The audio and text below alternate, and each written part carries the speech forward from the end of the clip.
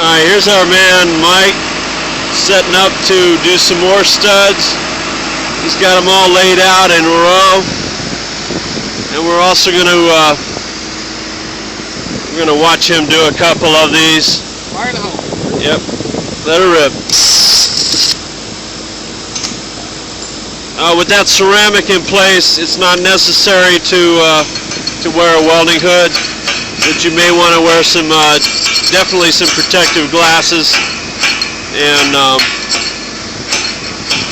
have the proper safety. All right,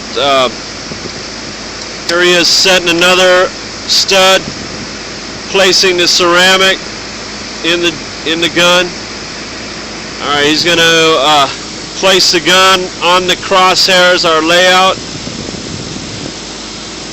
Now, anytime. Alright, these are a very strong weld. They cannot be broken at the weld. The only way they can be broken is on the Nelson stud or the whatever type stud you have, and they will only bend and fail at the stud, not on the weld. Fire now. 3, 2, 1. It's really important that you adjust this machine so it's getting perfect welds every time, and test it with a bend test and make sure that they got a perfect weld every time. Fire now. 3, 2, 1. Mike's a little bit eccentric. He loves playing along. Hey, you'd be like a movie star, right? You're going to be on YouTube now. Alright, after this one we're going to have a look at exactly what equipment we have besides this gun. And as you can see, we can have a pretty fast pace if you got your layout ready and your equipment ready. Alright, now let's go look at the power supply. It's so fun to watch this. Alright, the power supply is over here. It's not this 400 amp welder is not enough power, believe it or not, to drive them studs.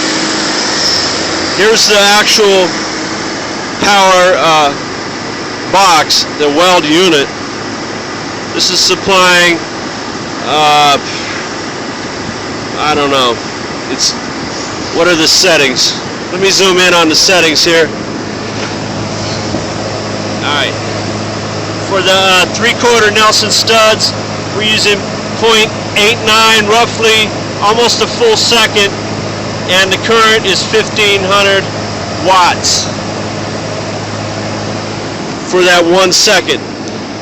Now here's this is a power plant for that welding machine, and this is a 220K, which is 220,000 watts. A very big power supply. This is the equipment that you need to do studs, weld studs. That's it.